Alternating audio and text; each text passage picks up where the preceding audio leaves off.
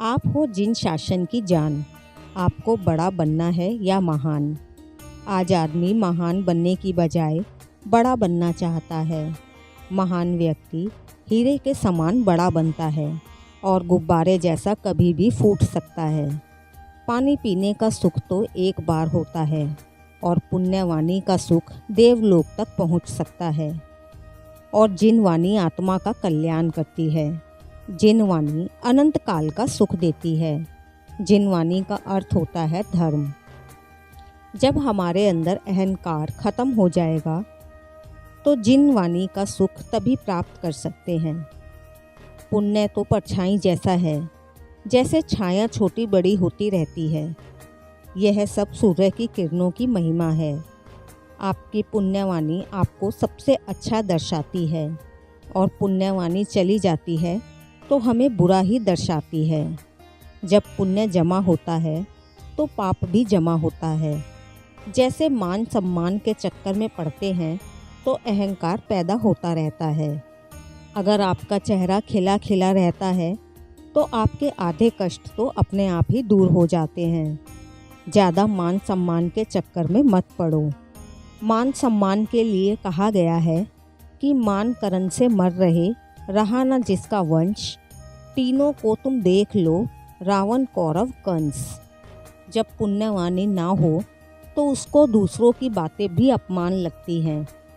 एक कहावत है, जिसका मन छोटा उसका अपमान बड़ा और जिसका मन बड़ा उसका अपमान छोटा। एक नगरी के राजा थे। उनके पास सेवक सेविकाएं, धन, बड़ा महल सब कुछ था, पर उस राजा को थोड़ा अहंकार आ गया। तभी एक दूसरे देश के राजा ने उस पर आक्रमण कर दिया और घमंडी राजा युद्ध में हार गया, जिसके बाद राजा भागकर जंगल में चला गया। कई दिनों तक भूखा प्यासा दर दर की ठोकरें खाता रहा। फिर एक दिन राजा ने एक सेठ को देखा और उस सेठ से निवेदन किया, सेठ जी, आप मुझे अपने पास नौकरी पर रख लो, जिससे मैं भी आराम से खा पी सकूं। सेठ ने देखा व्यक्ति लग तो रहा है पुण्यवान, पर वक्त का मारा लगता है। सेठ ने राजा को अपनी दुकान पर नौकरी दे दी। अब राजा आराम से अपना जीवन बिताने लगा और सेठ जी की दुकान पर मन लगाकर काम करता रहा। एक दिन सेठ ने राजा से पूछ ही लिया कि तुम तो देखने में किसी अच्छे कुल के लगते हो। तब राजा ने बताया, मैं उसी प्रदेश का राजा था जहाँ मेरी आपसे भेंट हुई थी, पर अब मेरे पास कुछ नहीं है। अगर आप मेरी सहायता करें तो मैं फिर से पुण्य राजा बन सकता हूँ। मुझे आप 10 लाख सोने की अशर्फियाँ दे दें तो मैं आपको फिर से अपना राज्य प्राप्त करके दिखा दूँगा। सेठ ने बहुत सोच विचार के बाद 10 लाख अशर्फियाँ राजा को दे दी। अब राजा ने भी बहुत मेहनत करने के बाद अपने राज्य को दोबारा पा लिया और इधर अब सेठ का व्यापार धीरे धीरे घाटे की तरफ जा रहा था। सेठ नगर का सेठ था, लेकिन अब करोड़ों का कर्जदार हो गया था। सब कुछ बेच बाच कर कर्ज में डूबा शहर से बाहर एक झोपड़ी में रहने लगा। जब आदमी की पुण्यवाणी गिरती है तब सबसे पहले वही लोग भागते हैं जिन पर आपने उपकार किया हो। सोचने का नज़रिया है कि अपने किए उपकार नहीं, यह देखो कि बुरे समय में उपकारी की अवहेलना। बुरे वक्त में इसने मेरे खराब समय का मार्गदर्शन किया। आज सेठ इतना परेशान हो गया कि वह नगर का सेठ था, पर आज खाने के लिए भोजन भी नहीं था। सेठ को परेशान देखकर सेठानी ने कहा कि आपको याद है, एक बार हमने किसी को 10 लाख अशर्फियाँ देकर मदद की थी और अब वो नगर का राजा है। क्यों न एक बार मदद के लिए आप वहाँ पर जाओ। सेठानी के कहने पर सेठ राजा के दरबार में पहुँचा और अपनी आर्थिक स्थिति बताई। राजा ने अनसुना सा करते हुए अपने पहरेदार को सेठ के लिए बकरी देने का आदेश कर दिया। सेठ बकरी लेकर अपनी झोपड़ी में पहुँचा और सेठानी को सारी बात बताई। दुर्भाग्यवश बकरी 15 दिन में मर गई।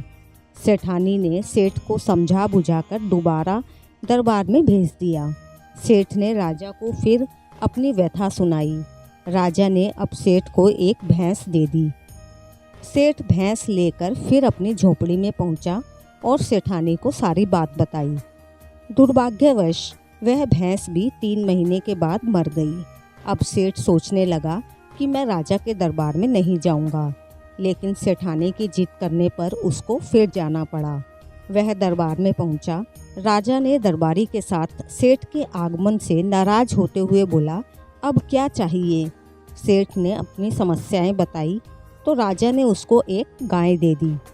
सेठ गाय लेकर वापस अपनी झोपड़ी की तरफ पहुंचा और सेठानी को सारी बात बताई। अब धीरे धीरे गाय का दूध बेचकर सेठ का भी भाग्य चमकने लगा। सेठ सेठानी अपने जीवन का गुजारा कर रहे थे। एक दिन अचानक राजा ने आकर सेठ को प्रणाम किया। सेठ राजा से बोला, जब आप कहाँ थे जब मैं रोटी रोटी को मोहताज हो गया था? आज आपको मेरी याद आई है कि मैं आपका सेठ हूँ। राजा ने कहा, सेठ जी, मैं और मेरे सेवक कभी आपसे दूर हुए ही नहीं थे। जब मैंने आपको बकरी दी थी, मैं आपको तब भी पहचानता था, लेकिन आपकी उस समय पुण्यवाणी सही नहीं थी। जैसे जब मैं आपको जंगल में मिला था तो उस समय मेरी पुण्यवाणी सही नहीं थी, परंतु आज आपकी पुण्यवाणी सही है।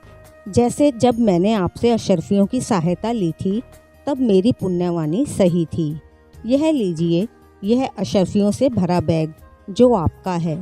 सेठ ने राजा की बात सुनकर राजा को धन्यवाद दिया कि जो ज्ञान आपने मुझे दिया कि मेहनत कभी व्यर्थ नहीं जाती, जो हमारी पुण्यवाणी से मिलती है, उसे मैं हमेशा अपने जीवन में याद रखूंगा। अब सेठ भी दोबारा नगर का सेठ बन गया।